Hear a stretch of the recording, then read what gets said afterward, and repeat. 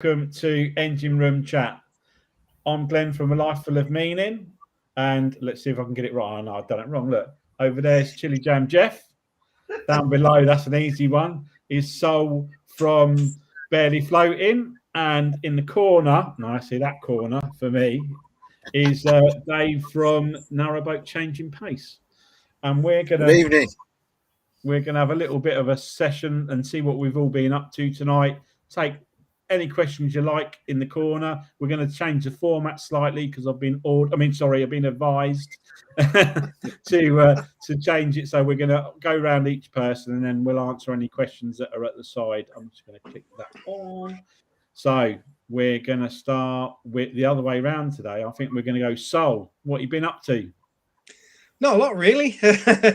I've got an overheating issue with the engine again. I checked it and I dipped my finger in, but it just went really hot all of a sudden. And then as I've finished off putting water in, and to get it up to the right level, took about 3 litres of water. 3 litres? Yeah, it really was low. I don't know what I've done. So, but my lad reckons I'm going to have to use antifreeze again. And freeze them all year round. Yeah, well, because I've got rid of most of the antifreeze by the looks of things. So I'm going to have to leave it with lid off while it gets hot, just to see if he says there must be an airlock somewhere in there. Have you got on your keels on our old boat? It had bleed offs on the top of the tanks. Yeah, I've got a bleed off on the skin tank. Yeah, and when I open it up, water pours out of it. Oh right, you don't get any air because that's normally where we used to get air. Oh, I did get a lot of air coming out of it first. I went, like, yeah. And then it comes out. That's the air. Yeah, that's the air. Yeah. Yeah, when our head gasket got one on our first engine, on our on Nutshell, when the head gasket went, I put a valve on it. Yeah. So I put it up the top so I could just do it from the top rather than keep bending down, just to let a bit of pressure off the engine. So yeah. You know, Saul, when your engine got hot, with skin tank hot. Do you know? I never even. Because your thermostat. Actually. See, if your skin tank weren't getting warm, your thermostat might be knackered. It might not be letting water through the system. So it'll just be top of engine. Will just be circulating out top of engine, not letting cold water get to it, and that might be just boiling water off in top of engine. And that's why you're losing water. I'll have to have a look at that. That's something I haven't touched. That thermostat. That's the only thing I haven't touched. You haven't touched the thermostat? No, not on that bloody engine. Have you not? Because you can buy different temperature ones as well, because we had that issue as well. I lowered the temperature on ours to stop it getting so hot. Because when I first did it, I took it out completely to try and take pressure off the whole engine. Yeah. And then when I did the head gasket, I put in something like a 65-degree one apparently, and then it was still the engine was still getting quite warm. It was going up to 90. I think 80 is about halfway on our boat. And so I lowered it to like a 55 or something like that. I put a Kabuto thermostat, I think it was, in it, and it lowered it, and it then used to sit absolutely perfectly right on bang on temperature and no pressure in the system anymore. So definitely have a look at that, mate. Definitely. My weekend job coming up is engine fettling for the whole weekend. Just going to fettle it all. Oh yeah, the whole weekend. Fiddle with it till it breaks. You need to get yourself one of those new engines you saw at Crick, mate. Yeah, I know. Yeah, well, I need to sell a kidney or something. Jeff, do you want one? Yeah. You can't have Jess. These are no good. $9 grand though. I'll see you one of mine. Yeah. So, what else have you been up to? Just enough? Not a lot then. Just. No, well, I've been out and about. I went down to see Dave, and we had a bit of a weekend away. You know, just went on it was a shop tuning just before Earlston Locks. We were in hereabouts and on Shroppy. Should have took my tools though. Dave needs his pocket sliding door fixing. Yeah, runner's broke. Yeah. Right. So yeah, and he's got that leak as well that we were looking at, or just water in the bit in the bottom of the boat. Weird looking thing. So we were having a look at that. He's got a nice floor as well, a nice oak floor. I was a bit jealous of that one. Well, yeah. Yeah, mine's just OSB with a bit of carpet on. Is it? Oh, yeah. I know. I thought about putting a nice wooden floor in our new boat, but I'm not sure yet. I'm not sure what we're going to do with the floor, and I'm going to change it all, but I'm not sure how to go with it. Yeah. But, yeah. So the other thing I'm doing is still rubbing down the boat, just prepping all the boat up and treating it and what have you. Brill. Ready for paint. I'm going to get some of that Owatrol oil conditioner for the paint. Right. Yeah. And the chappie reckons 2 coats and it'll be fine. Brilliant. So we'll give that a go. That's the guy you spoke to at Crick, isn't it? Yeah. He. Luckily, we got a supplier right down the road from Lancaster, so we're gonna get that and we're gonna give it a good go. I'm gonna paint it outside. Actually, I haven't got the means to get it anywhere to get it out of the water at this time of year, so I'm just gonna do it as is. Real. See how you get on. Yeah, we'll see. Next time how that works. Yeah. Yeah. If it's worth doing or not. Yeah. Yeah. Got to change the name of the boat to 7, and then I can paint that on. Yeah, you've got to do 7. Remember to do 777. We all know what hymn that is, don't we? Yeah. Yeah. You can only do 3 sevens, though. The fourth one's rubbish. Oh, that's no good. Yeah. Well, the fourth one's rubbish. Yeah. It gets jogged. If you get jogged, it all goes horribly wrong. Yeah. Yeah, so that's pretty much it. So this month is, I've got another busy month coming up. Started a big job at work as well, so I'm strapped for time really. I need to get on with it. I need to book it to get it out of the water as well in October time to get the blacking done. Yeah. Oh God, you've not booked it yet? No, I should have done really, but with one thing and another, I've forgotten all about it. Because we just don't down here. You would never. If I wanted it done in October, I'd really struggle now to get it done in October. Because most of them are booked up, with boats. Because it's the end of the season, most people want to get it done before, over the winter. So October is, But and I'm making my bed, my new cross bed as well. I'm building that up. So brilliant. So that's about me for this month. That's about you. Well, we have here. I'll tell you what we've got down the side. I don't know if anyone's seen it, but. Natasha Hinton said we painted ours outside, so I think a lot of people have been doing sanding and painting along there. And Ben Slater said he's in the process of sanding my roof. The joys that I must admit, sanding the roofs. No, it depends how long your boat is. 30 foot is all right. Yeah. Get that done, knock it out quick, no problem at all. But any longer than that, it's how far do you go? You went back to the metal, didn't you, Saul? I did on a bit of the roof, and then I thought, no, I'm not going to bother no more. I'm just going to sand off, smooth it off, paint it. My roof will need to go back because it has been said like all sorts of paint on there. There's floor paint, all sorts.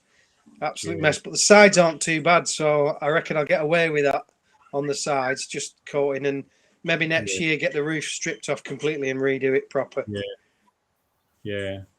So anyway, Natasha said hi as well. I've just said that's hi to her. And Sally Smith said hi from Cornwall, and obviously Ben's the chap who's doing his roof. And yet another canal adventure said hello, and falling on a bruise said hello. So hello, and Cat. Cat's all right actually. I think Cat had a bit of an accident earlier in the week, so Cat, before the weekend, because she's one of our viewers, and I hope she's feeling all right because she couldn't get on our live, I don't think, the other day. And obviously Louise said hello, gents. So we'll just check that out. Yet another canal adventure. So we've got 30 foot of boat each, so they've got 60. Yeah. So they've got to do 30 foot each of that. Yeah. No, good luck with that. Yeah. Good luck with that. Should be all right well, if they paint it same colour and meet in middle. Yeah, meet in the middle. Shouldn't get a line. You shouldn't get a line. Start from one end in each and meet in the middle. That'll be that should all work out for you. So we'll skip over to Jeff then, see what he's been up to. I know he's not been very well, so I don't know how much he would have done. But he looks like he's got sun there, mate. I look like Max Headroom. Do you remember Max Headroom? Max. Yeah. Yeah. Yeah, No, you've got sun. I've not been well. I've had kidney problems. That mystery oil leak, whatever it is under the engine, has gone. Since I've done the fuel filters, it's disappeared. Never come back. It's weird. And the water doesn't go in the back now either for some reason. It's all bone dry under there. So whatever I did, did it. So that was a bonus. Even after rain, you don't get wet now. Yeah, nothing at all. The only thing I have got problems is when I did the heater plugs, I dropped a 10mm spanner down side of the engine. I thought, I'll get that with a magnet because I don't want to bend down. Now the magnet's stuck to the side of the engine bay and I ain't got enough to pull it. So I'm going to put a ratchet strap around it somehow and pull it off. So I'll get my magnet back. But I've been out a couple of times. But yeah, it's touch wood. No problems at all now. Did you go up to Grove Lock in it again? Yeah, went up there, up to old Linslade. You've got a water cooled. Have you got a water cooled stern gland? What? Is yours water cooled? Your stern gland? Mine goes out. No, yeah, mine's a water cooled one. It's got a pipe with a tap on it.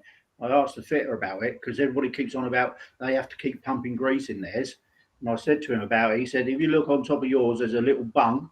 You can take that out, and then you might, if you're lucky, get a pea full of grease in it. He said, but if it ain't leaking, don't worry about it. So I've never worried about it. Don't touch it. I've seen a few of those water cooled. It's like a pipe goes in, like the bush, if you like, or the bearing, and it goes out. And it's got a tap on it, turn it on and off. I've never touched it. Oh, really? So if it don't leak, don't fix it. So I don't. Yeah. No, I don't blame you. Yeah, I don't blame you. I don't know what. Is everyone else got greaser on yours, but Saul? Yeah. You got a greaser on yours as well, Dave? Yeah. Does yours leak after every trip? Mine don't never leak. No, it will now. I've said that. Yeah. Sorry, Jeff. I'm not trying to jinx you or anything, mate. Yeah. Honestly, I just wondered because after a day's cruising, a sort of 6-8 hours, I have to turn the greaser down. No, don't touch it. Yeah, you don't have to do nothing. I've had it 3 years and I've never touched it, and it's bone dry now. So even when it rains, for some reason, it don't get wet in there. Yeah, I don't know why. But whatever I did when I serviced it, it's cured the oil, fuel, whatever it was underneath. Yeah. That was a bonus. It didn't. It weren't like an oil though, was it? It was a clear. It was like to look at it. It looked like a little bit like hydraulic oil, diesel, coolant, and you put it in a bottle, and it looked a lot more than what it was. To be honest, it was only like not even a pint, I think, when you got it in, and it would separate. You would get a little bit of water at the bottom, but I don't know what it was. It did smell oily, diesely, but I worried. If it was from the bottom of your your filter that collects the water and no, because that's on the side. The water trap's on the side. Because I thought that one of it was leaking, but the water trap is not on the engine in that bulkhead, if you like. That water trap's not in that. Yeah. So it couldn't have been that. I don't know. Whatever I've done, I've cured it. So I ain't worried. Sorted and you've nothing else to do really, have you? You haven't got much else to do. No, what else? I want to take the crash cover off and paint the wood, but I ain't being able to do anything, man. It's new crash cover though, isn't it? Yeah, I just want to do the frame. We made the frame. I bought an old one that didn't fit, and we modified it so it did fit. Yeah, but just treat it and rub the wood down and treat it really. Yeah, that's another job, another time. Yeah. But so apart from that, you apart from being ill, apart from being ill, I did go to work today on a hydraulic oil machine for him, but I feel it now. Yeah, you're feeling. Yeah, I just got to take it steady. It'll be all right. Cool. All right. Got 2 choices, isn't it? Yeah. Oh yeah, that's about it, mate, for me. Yeah. We've got. I'll put this one up. We'll go to the recent question. No question. It's not a question. It's just use silicon grease on the water-cooled stern gland. Only takes a small amount, which is pretty much what you said, Jeff, wasn't it? Yeah. So, it only takes.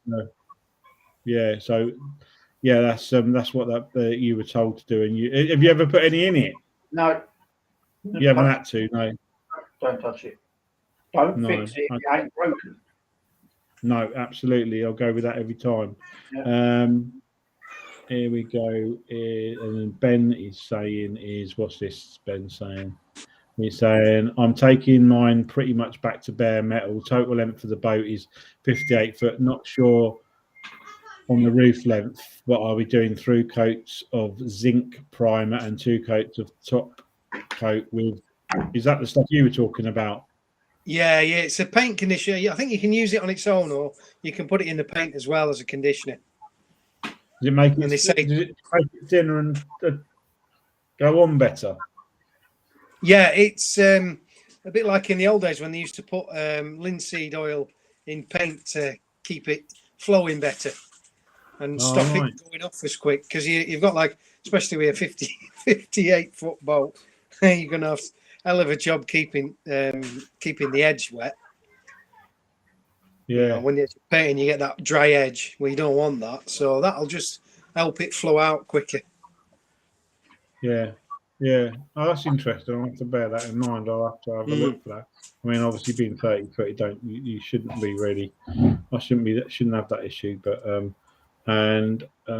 what's this? This is Louise.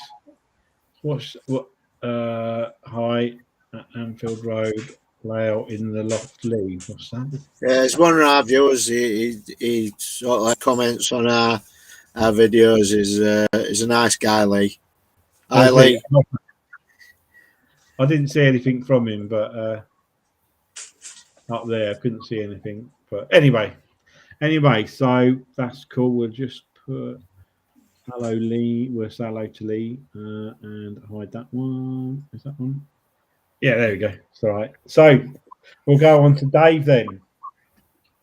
What have you been up to, Dave, apart from putting up with Saul?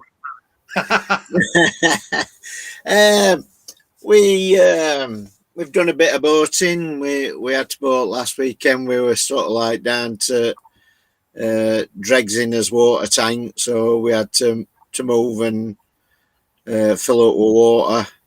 And then we Louise reversed back about 500 yards to some moorings, which were quite quiet. That were nice. So we had a week there, and then Sol and Debbie turned up on Friday night, decided they wanted to go boating, so we had to. What a shame we had to go boating again. Yeah. Did it end up at a pub? That's the main thing. Well, no, we went to the pub before we went boating, actually. we had a quick trip out into Crewe for one reason and another, and Louisa got a nail appointment, and me and Sol and Debbie sort of like fell into this pub totally by accident. Yeah, it couldn't be helped. It couldn't be helped. But that, it were a good weekend. Found a good place to moor up, and went to Secret Bunker. Which is, yeah. It sounds like a good one for a pub.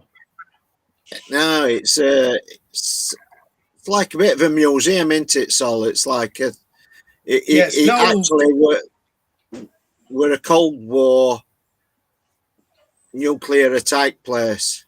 Oh, really? Yeah, it was good. I spent a couple of hours in there. We're at that floating market as well. Oh yeah, floating market at Nantwich on. Well, we went through there on Saturday, and they were all closing up. So we had a wander up on Sunday morning. There was some nice stuff about, weren't there, Sol? It were interesting. There were that nice twin pot. Was it a twin pot Russell Newbury engine? Russell Newbury, yeah. Yeah. And sounds we even talked him into starting it up so we could listen to it. Oh, really? Yeah. It sounded gorgeous. Oh, it did, yeah. And it was shiny and all. Yeah. But we'd seen day before, we'd seen that single pot 9 horsepower one. Yeah. At Water Point, he had a lovely. His engine were lovely, but I think he had the more so controller, not like the other guy had the wheels and what have you. Oh, did he? Yeah. Yeah, he'd just been to Russell Newbury owners convention at Braunston, hadn't he? Just come up from Braunston. Yeah, there was a big. There was something going on at Braunston. I think it was a vintage boat. Russell Newbury Owners Club. Right. So he polished his engine and that, so he didn't look out of place. And they were all saying, "We're not mooring near you. Yours is too shiny." But yeah, he were a lovely guy. There were some nice people, some nice unusual stuff for sale. So that made a change. Other than that, like Saul says, I broke my sliding door. I've got a plastic molding that the door slides along and it's cracked and broke. So I've got to figure out a way of doing that. But to get in the pocket, I've got to take the cupboards down in the bedroom, the studding wall that I've built to get to it. So it's not a 5-minute job. So I were even thinking about not making it a sliding door, cutting it off, putting some hinges on and just making it a normal door. Yeah. But that's one of the ideas I've got. But the big problem that Saul mentioned earlier, where we've had an ongoing problem where we get a lot of, well, not a lot of water. We get, from time to time, we get water in bottom at boat, in bilge at boat, and it's clean water. And I don't know where it's coming from. Right. One at windows leak, or did leak, and I cured that. But I can sort of like get from over a 2-week period, I can get anything from like 2 or 3 litres to 10 litres out at bottom at boat. Really? 10 litres. And it's not the water tank that's leaking. It's not the shower, it's not the washing machine, because it's clean water, so it's not a waste that's leaking. Right. But the water pump doesn't come on and off. Do you know, if you got a leak in a tap or something like that, a pipe, and it will leaking, and then your water pump will kick in once your accumulator tank had empty. It doesn't do that. So I'm at a loss. I don't know whether it's condensation. I'm guessing. I don't know. It's weird. It's weird. Used to get condensation in nutshell over winter, and we'd always end up with water in the bilge over winter, but not during in the summer it would dry out and we wouldn't get any. Yeah. But definitely more than you'd think as well. I was really surprised how much condensation we used to get off the walls. It was a lot. Yeah. It is a lot worse in winter, but I don't know what it is. Somebody tell me. I was talking to a guy who has a boat at work. He's got a share in a narrowboat, and he says, "Do you dry when you do your washing? Do you dry your washing in the boat?" And I says, "Yeah." He says, that might be causing it. He says because the water in your clothes evaporates, and he says, and then it'll settle. He says it'll be. He says he had it in a boat years ago. Oh, really? But I don't know. I don't know whether I believe that or not. We did whenever we put if we hung. We used to hang the washing in the back cabin of Nutshell quite often, and in the winter, the bare metal top at the back with the sliding shutter and the sides, because one side didn't have any sort of coating on it, just the bare metal, and it would be dripping, like dripping with water from obviously the little plastic dehumidifiers. Where do you get them from? Oh, you can get them from Amazon, can't you? Yeah, they're good little things. There's a couple of litres in them, I think. We don't have no problem like that. I don't know if it's because we got them. We don't obviously ain't got a washing machine, but them little dehumidifiers. Yeah, no, I don't know because you don't. You are in it in the winter, but because I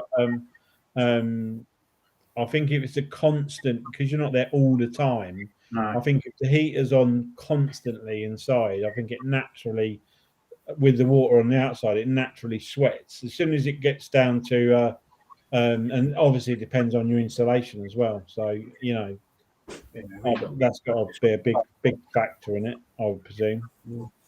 So they're things. Yeah. Other than that, I haven't done a lot. I've done a few bits and pieces in engine bay. Oh yeah, we blew. We tested his new inverter to see if we could run microwave and washing machine at the same time. Yeah. That didn't like it and blew mega fuse. Oh, did it? So that were a bit of a what an did eye you try opener. washing machine, and what was it you tried to run? Microwave. Oh, really? Yeah. But with Victron, you've got you have an app on your phone, and it tells you what loads on it. And as soon as we pressed go on microwave, the washing machine we're on it, we're at like 1200. And as soon as she pressed, it went woo right round into red and just stopped. Everything went off. So, but that was just mega fuse. So I've read booklet and it suggests, because I'd only got a 200 amp mega fuse in it, right? And it suggests in book to have a 400. So I bought two 400 amp mega fuses. So so the moral of that story is that a 3 kilowatt Victron inverter doesn't run a microwave and a washing machine at the same time. Comfortably. No, at all. At all. Yeah. Well, you might have done but everything might have got a bit hot. With your 400 amp fuse, you might have got away with it, but it might have got a bit warm. Nah, you could see it when it went over. I think it went over 4,000 watts. So it were well over. Have you got a big microwave? It's a combi microwave oven as well. So she were while we got a lot of solar, she says she wanted to try and use oven to do a joint. Right. So I think it just tipped it over edge. Right. You live and learn, don't you? Yeah, absolutely. And you only used a quick wash anyway, so you had to wait half hour. Yeah. it took me because I didn't twig that the fuse had gone straight away.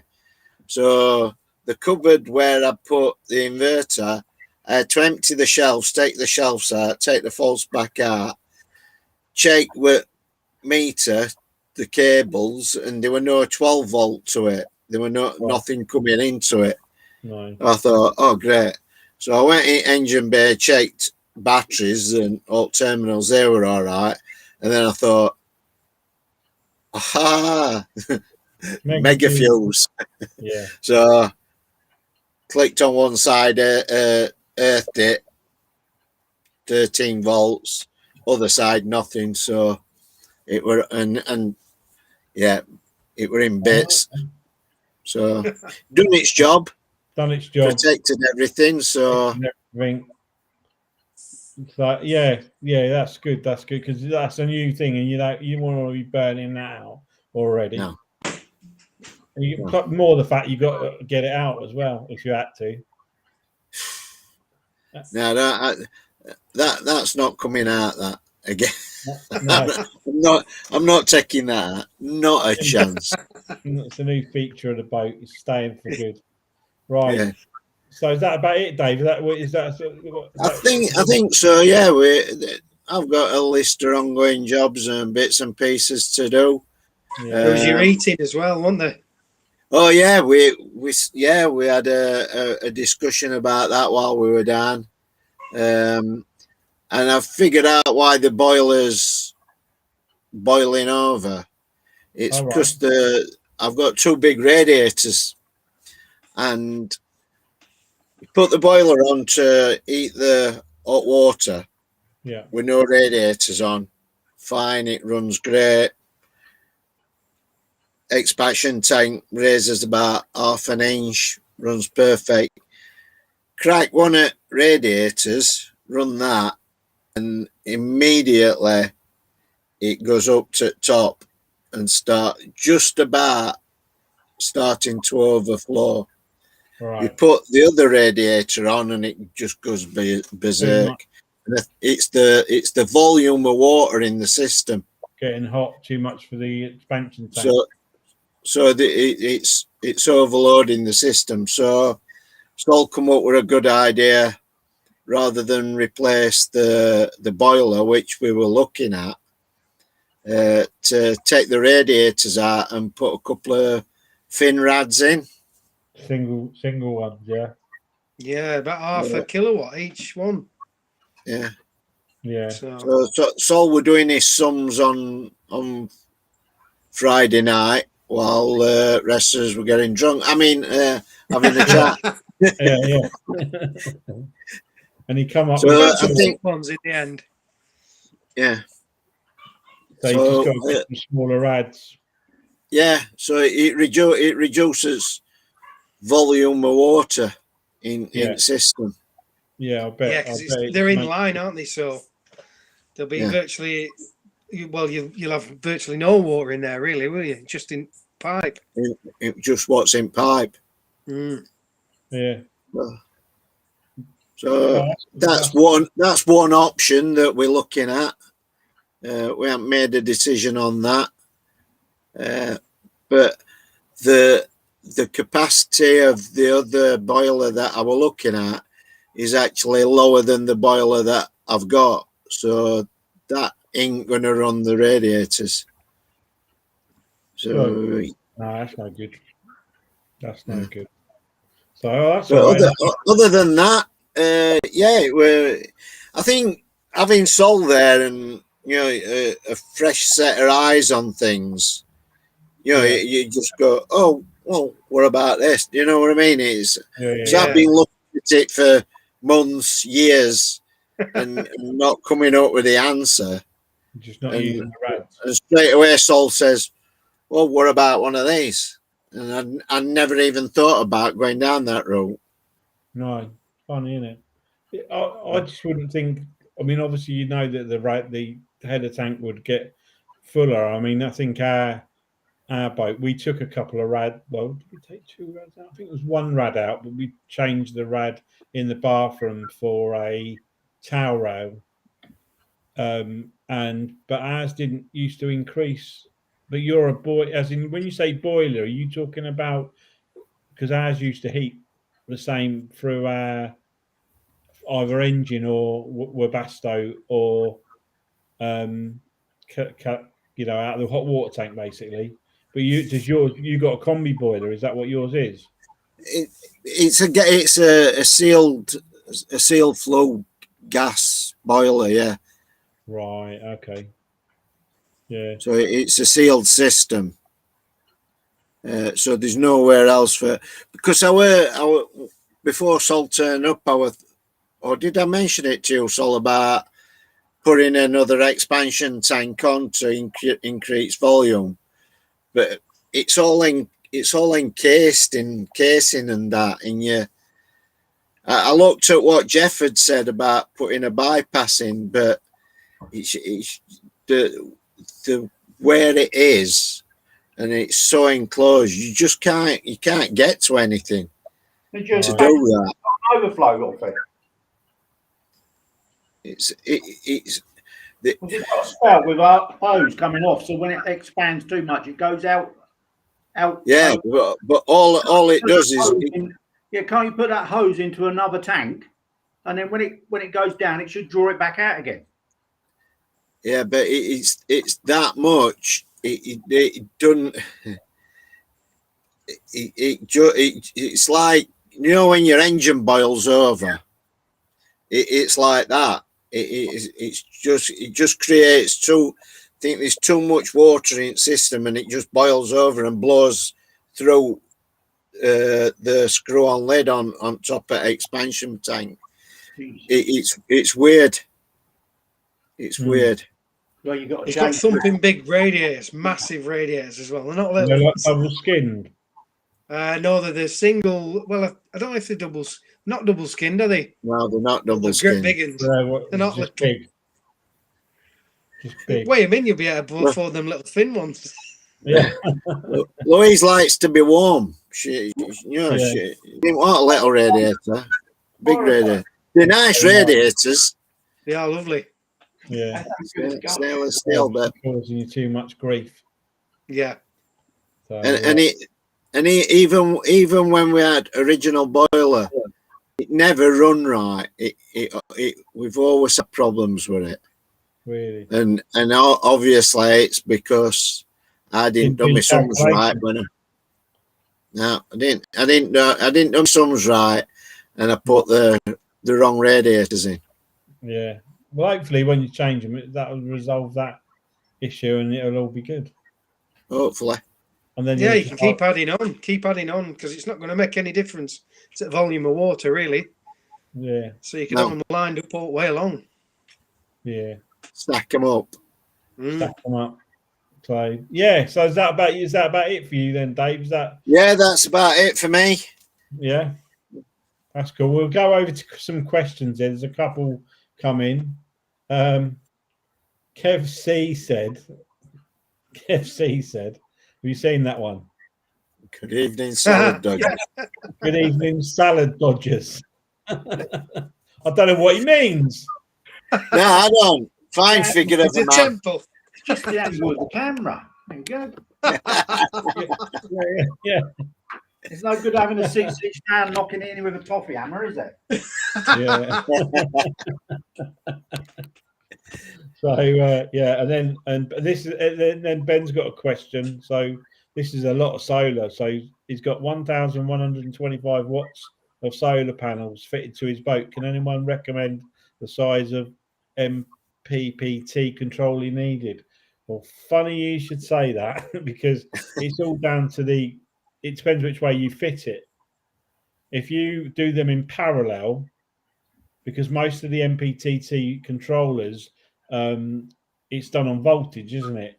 How much voltage they can handle.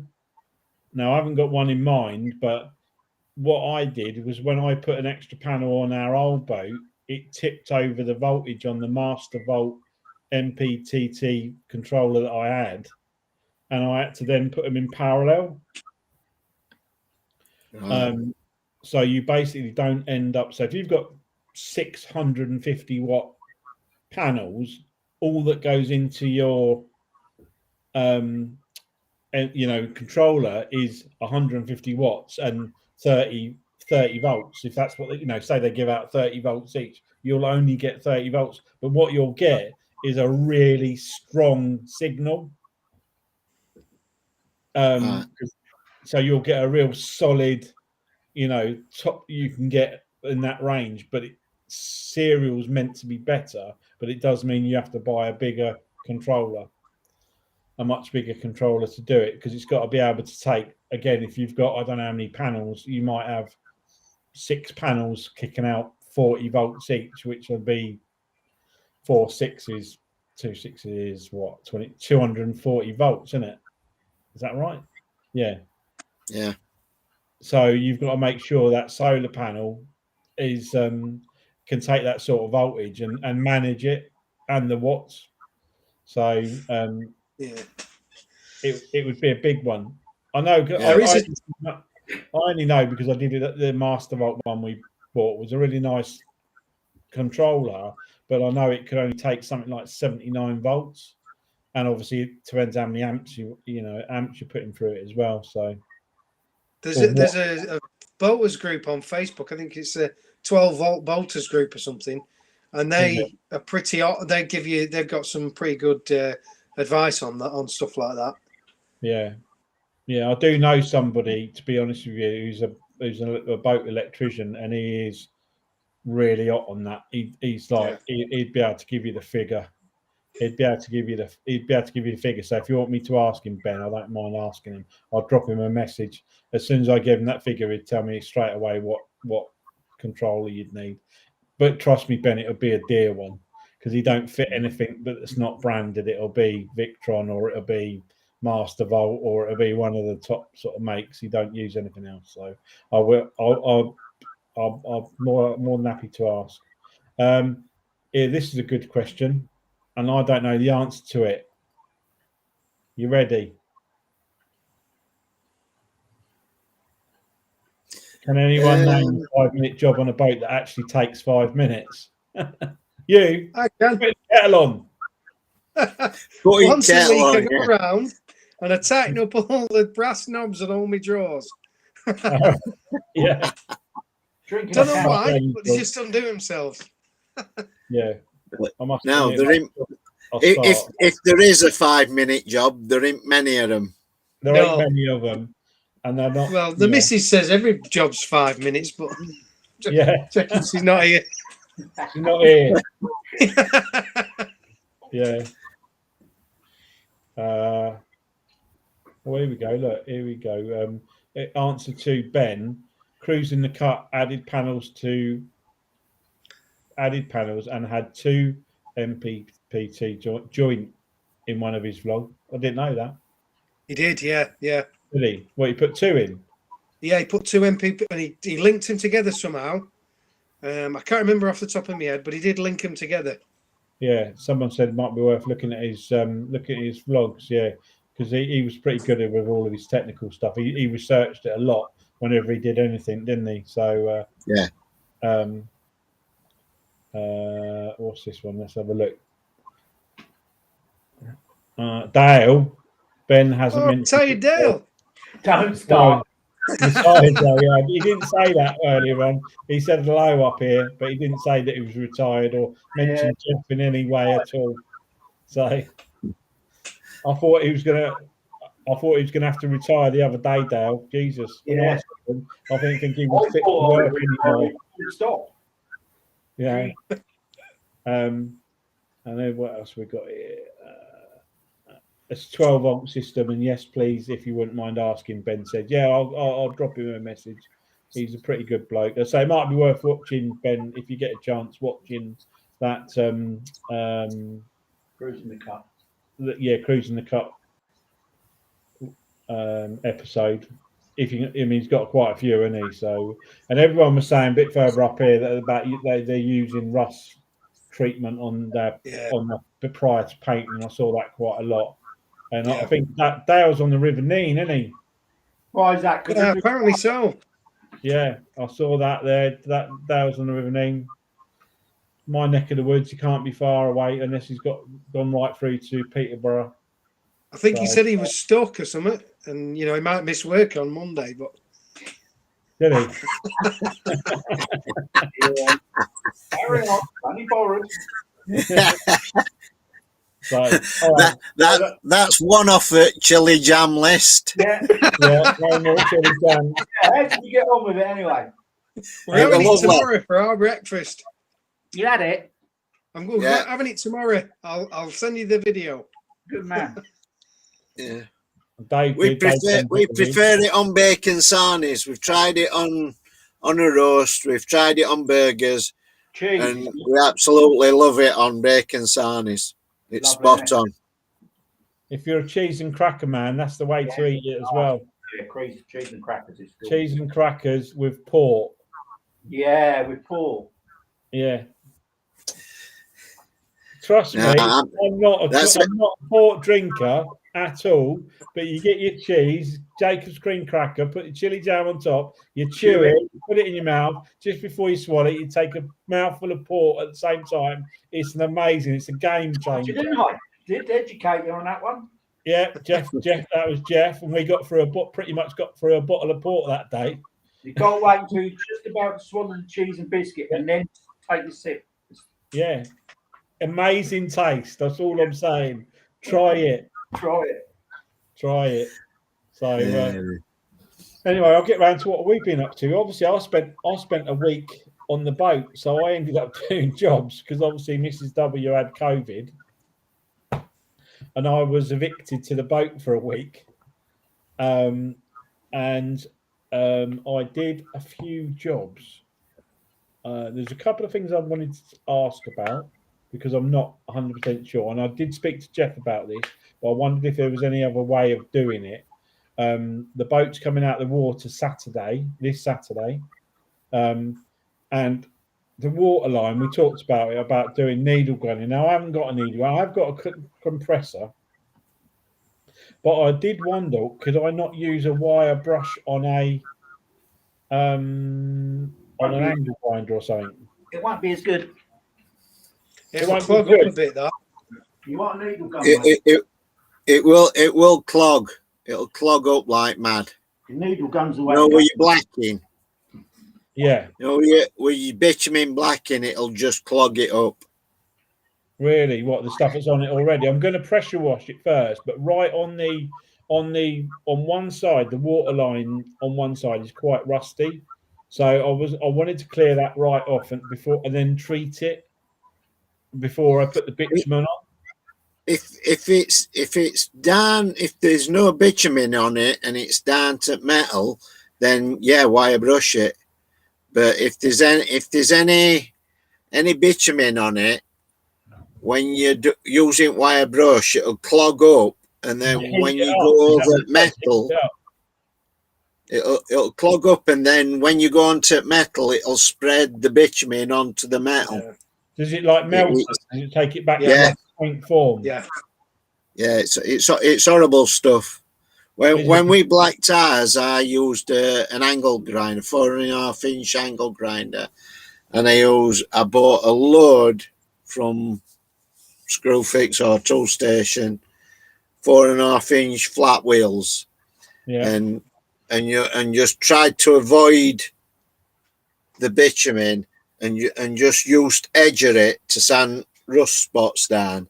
Yeah. As soon as you touch bitumen, just clogs them up and they're useless. So the needle gun don't eat it up; it just cracks it off and gets rid of it. Yeah. You can hire them, I think.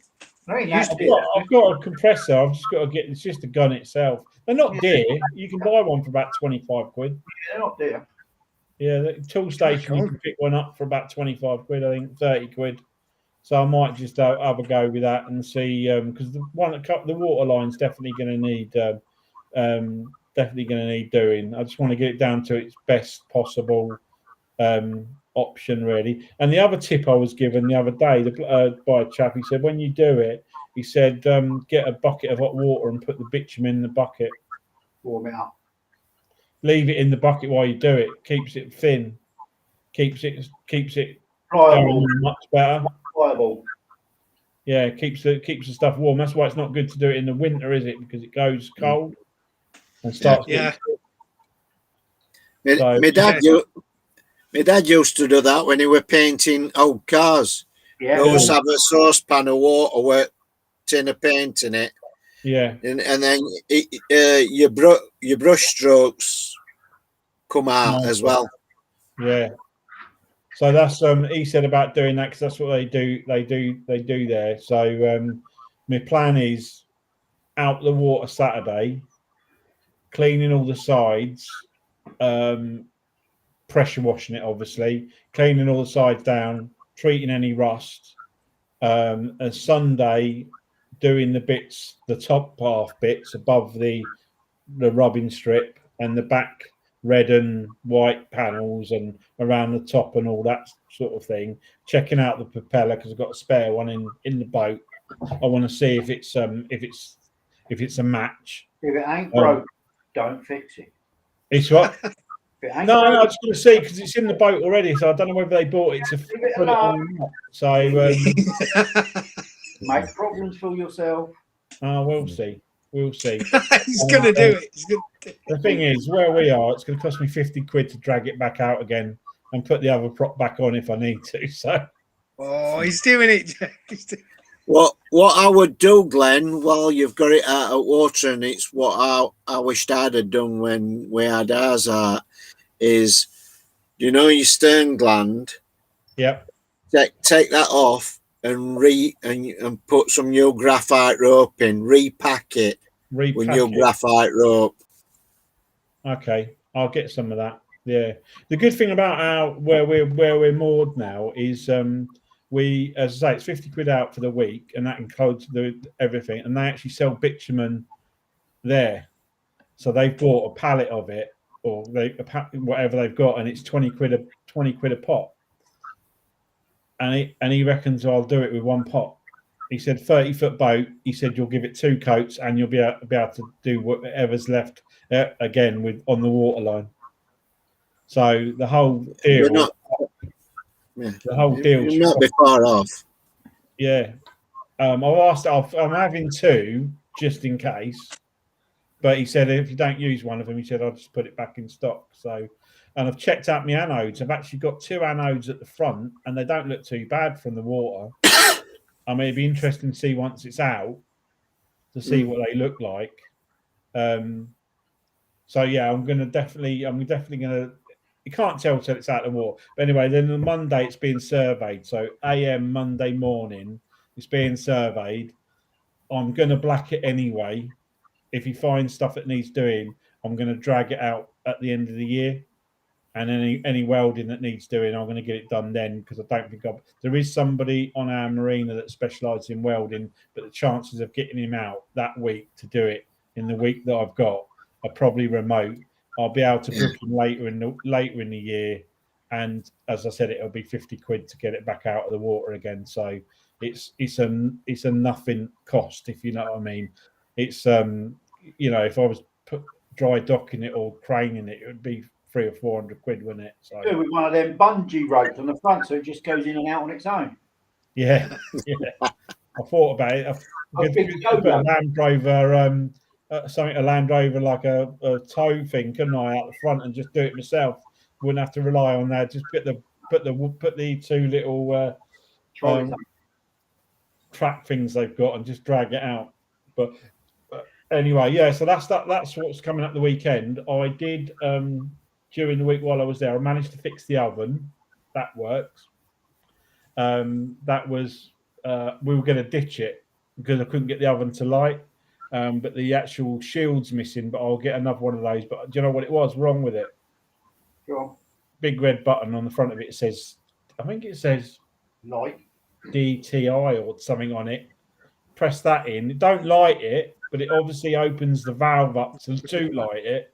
Because when I pressed it, it lit up straight away, and it actually was absolutely fine. The grill works. I've cleaned the top of the oven as well. Got all the rings and done them all. They were on last week's video, I think. I've also that was the other thing. Our inverter. Found out something very interesting about our inverter too. So our inverter is a UPS. I've never seen one like it before. It's actually, but I can't see how it works because I think the batteries are knackered in it anyway. So our inverter has got batteries in it, and it's got a kettle lead like you would have like we used to have in our office. We used to have backing up computers. We'd have a UPS which would give us 10 minutes or 15 minutes to shut the computer down. At the end of our inverter's probably that long. It's long. I've not took it out yet, but in the end, it's got a kettle lead that's not plugged in, which would normally would charge it. That's the odd thing about it. And then it's got 2 sockets, and it's got a gauge, an LED gauge, and then the other end it connects to the batteries. So it's a 2000 watt UPS, and I thought I'll try it. So I disconnected the batteries off of it. I put a shoreline in it to see what would happen with the kettle lead. A green light came on. I left it charging for an hour or so. Took it out, and it ran for about, with no leads on it plugged into the power, it ran for about 5 seconds. I presume that the lead acid batteries that are in it are knackered because they've gone flat. But that's what it's got. But the weird thing is, because I've never seen one with a 12-volt input. No, I've never seen one. It's not a brand. It's not. I don't think it's an expensive thing, from what I can see. But anyway, my mate said I need to take it out, take the top off, and you'll see. He said normally they have UASA batteries in it. There'll be 2 or 3 UASA batteries in it, and it will give you, like, if you replace them. But I can't see how it charges without the lead being in it. You see what I mean? I can't see how it will charge itself without the 240 going into it. I've never seen one like it in a boat before. I've seen them in motorhomes, something similar. We had one in our motorhome, very similar. But I thought, because I was going to take it out, because I thought it's massive, it's a monster, great big thing under the bed, and but when it's running, it takes hardly any power out of the batteries. It don't take. You know, I watched TV when I was down there. I kept it plugged in for 3 or 4 hours, and it dropped the battery by 0.1 of a volt. It was like, went from 12.6 to 12.5 when I turned the telly off. It was nothing. I mean, I don't suppose the TV took a lot of draw, but no, but still to run the thing, it's got twin fans in it at the other end. There's 2 fans, 2 cooling fans. So you reckon it's got 2 6-volt batteries in it? No, it'll be 2 12. Right. You should have 2 12 batteries, and they would just convert to 240. You know, like an invert, like a battery backup. You know, but I don't know in a boat how long it would last. It might last. I mean, when we put them on our telephone system at work, our telephone system used to run for about an hour. You could get an hour's worth of juice out of it because it was not drawing as much as, say, like if you put a kettle on it, it would wipe it out straight away. You know what I mean? It would just zap it. But so yeah, that was interesting. So I found a little bit out about that.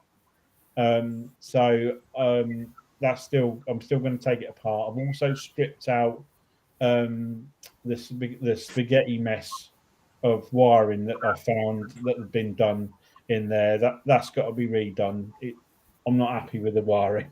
It's all right. It all works and it's all fused and everything. And it's got a buzz bar in it, but it's like a little tiny pathetic buzz bar. It needs upgrading to a better system, which you're going to do anyway, because they're going to take those. I'm going to take those cupboards out that are down the bottom of the boat. And I will tell you quickly, because how long have we been going for? Yeah, we've been an hour nearly. So what we're doing in the bottom of that back of our boat, I don't know if anyone's seen many pictures of it, but it's actually got a rear cabin, which is a single bed. And in our bathroom, you then go through a centre door, which the doors, one opens that way and one opens that way. So you end up in a long, it's like a walk-through bathroom, but when you're going along, both toilets got a door on it, shower's got a door on it. So what I'm going to do is I'm taking out the door, this side, the cabin side. I'm going to put a fixed panel at an angle and put a side door in. So you'll walk through the toilet and through the centre door out the other side, where it will allow me to fit a cut-off corner 4-foot mattress bed. So we'll end up. Have you ever seen them in motorhomes when they have back mattresses and the corners are cut out where you put your feet? Yeah.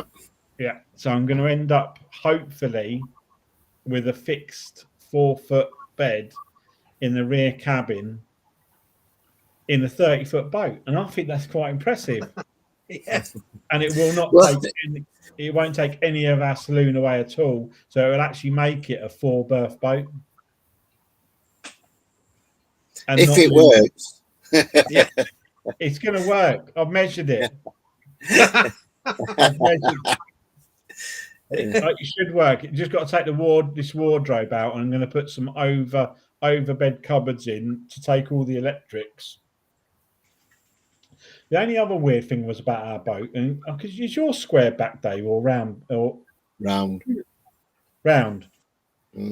It's square back, our boat. Yeah, the bedroom I've noticed slightly tapers in at the back. That'd be swim. It's where the swim is. Underneath, of course it is. Yeah, it'll be where the swim is, won't it? Yeah, not a lot. It's about 2 inches to the back of the bedroom, so I'm going to have to squeeze the 4-foot mattress in a little bit to get it to go in. But there is someone that makes. You might be able to build it up so it goes above swim. Above the swim, yeah. I thought of that, but I didn't want to lose the space under the gunnel. You see what I mean? Because you're going to lose that space, which is probably 4 inches. I don't know. It's going to work. It's going to be a fixed bed 30-foot boat. Trust me. By the time I've finished, and then we'll have loads of storage underneath, so we won't need to worry about having a wardrobe in there. Sounds like a plan. Yeah, and yet another canal adventure said, Glenn, will the toilet go in the walkthrough? Yes, it will. I've measured it, and you'll be able to walk past the toilet into the other bit. It will actually fit. And rather than having that door open, so there won't be open, there'll be the side door there, and you'll go for the middle door. That middle door you'll just basically keep shut, so it'll end up being a walk-through bathroom rather than a straight through at the moment. But we shouldn't lose any of the cabin. I shouldn't need to move anything that side, because it's really weird because the toilet's bigger than the shower.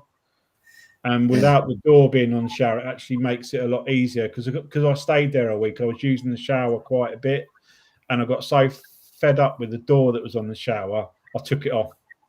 I just unscrewed it and I used the shower curtain and and it was much easier. It was much more room. It was much easier to get in and out of the shower. It was much easier to get in and out of the room. You know, the room was just better. And the way I'm going to do it, it should end up with a slightly bigger bathroom, and I should be able to put a slightly bigger shower tray in. So watch this space. What toilet are you having though? Is it a compost? No. No, I'm not going down that road. I'm not going down that road. I've got a choice. It's going to be either we'll stick with a porta potty, or I'll raise it off the floor a little bit so it's a little bit higher, or I'll go for a cassette. But that if we go for the cassette, it means I'm going to have to change the oven to what you've got, Saul. Right, yeah, the smaller one. Yeah. So you've got a cupboard underneath which I could then seal off and pull the cassette out of. Oh, and you could raise your oven up. Yeah, not enough though. The oven's too big. It would be like you'd be cooking like that. But your little oven, you'd end up with a cupboard. You'd end up with a cupboard that was big enough to pull a cassette out of. Yeah, yeah. So that would be my other option if I went down that road, or it would be putting a piece of wood to one side, but then that would make your toilet space very small. So I think I don't mind a porta potty. It's just, you know what I mean, it's even here or there, is it? What have you got in yours, Dave? We've got a cassette. You got a cassette toilet in yours, yeah? What, electric one?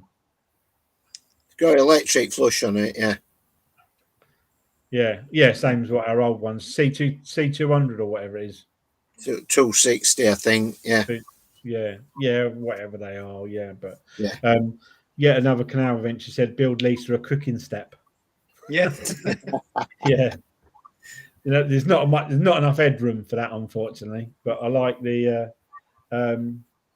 Oh, what's narrowbow? Oh, I'm going to put that up there. Hang on a second. Said about getting blacking off. I used a giant bladed scraper to get the blacking off on that'll do it. the line. It was dead easy. That might be an idea. I've got some of them.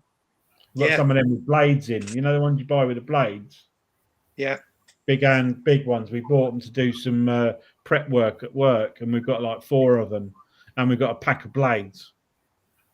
Yeah, they'll do the job.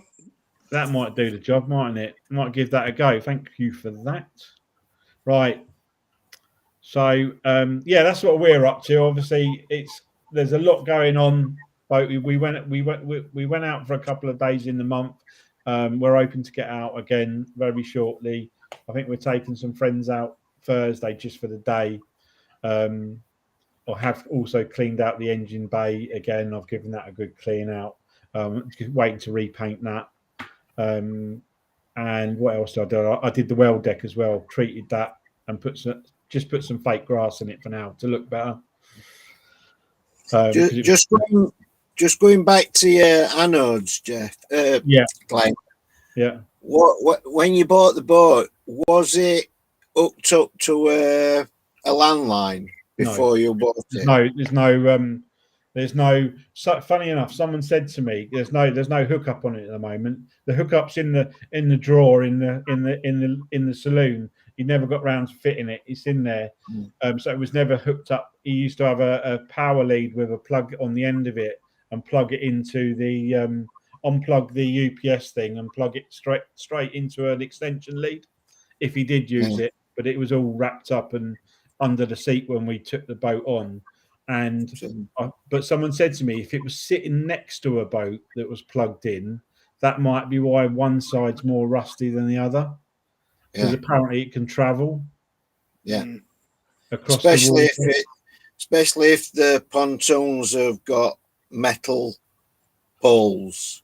Oh, really? It will. Yeah, it'll travel. If they wooden poles, you don't get that problem. But if it's metal, you'll get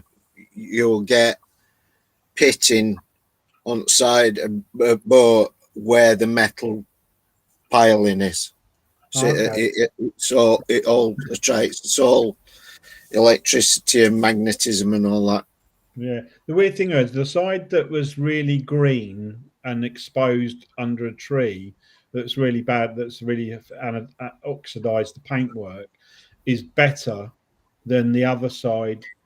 The other side on the waterline is the worst of the two, but it does give me hope, the fact that it's got the anodes look pretty good, that it weren't done that long ago, as in last time it was used, because it's got 4 anodes just on the front. I obviously had 2 that they're quite small, and then it's had another 2 fitted afterwards.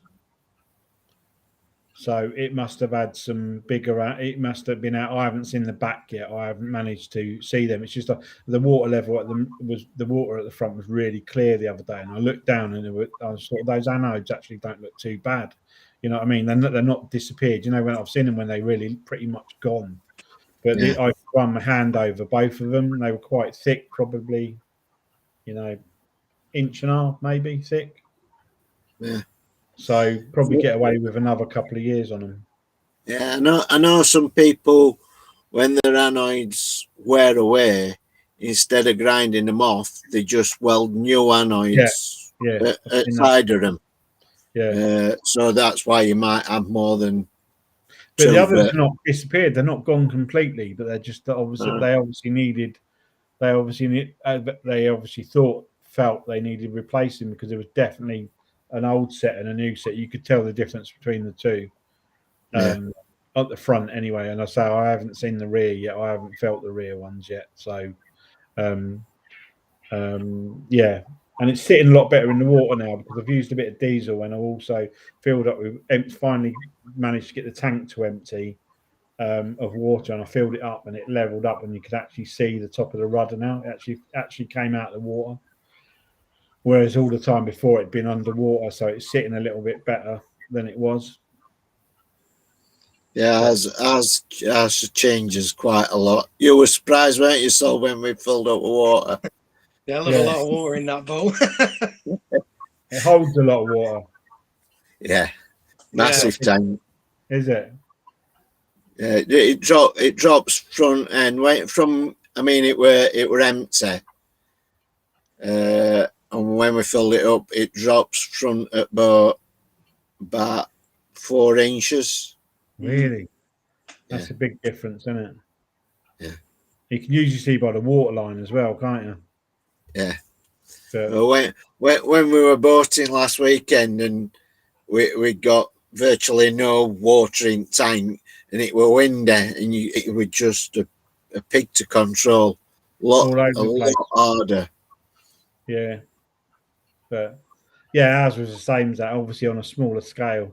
But it's got quite a big tank. Took quite a while to fill it. But the only thing I have got to do with the tank is it's been not fin. It's like it's not finished properly. The tank sits in the front of our well deck, which is quite small. There's a panel with a panel that comes down, and it was like a little storage locker, but right in the middle of it. It's made of wood, but you would never have known it. I thought it was metal.